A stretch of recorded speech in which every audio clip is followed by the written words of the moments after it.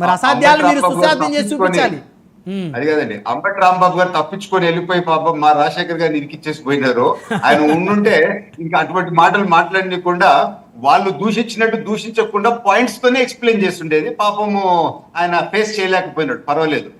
మనకు ఒక పారిపోయాడు అంటే ఫీనిక్స్, అదే ఫీనిక్స్ పక్షి ఎట్లా బూడిదలో నుంచి చనిపోయింది మళ్ళా లేసి వచ్చిందో, ఆ విధంగా ఈ అమరావతి ఇప్పుడు లేసి వచ్చింది అని మాత్రం నేను తెలుపుకుంటున్నాను. దేవుళ్ళ రాజధాని అమరావతి రాక్షసుల్ని దాటుకొని ఈ రోజు ముందుకు వచ్చింది అని చెప్పి మనకు అర్థమవుతా ఉంది. కానీ కలియుగంలో మేము రాక్షసులకు కూడా ఇన్విటేషన్ పంపించినాము, అయినా భయపడి ఒక రాక్షసుడు రాకుండా తప్పించుకొని వెళ్ళిపోయినాడు. ఎందుకంటే ప్రజల్ని ఫేస్ చేయలేక. నేను పేరన్నను, ప్రజలకి అందరికీ తెలుసా రాక్షసుడు ఎవడో. సరే, ఇప్పుడు పాయింట్కి వస్తాం. అంబటి రాంబాబు గారు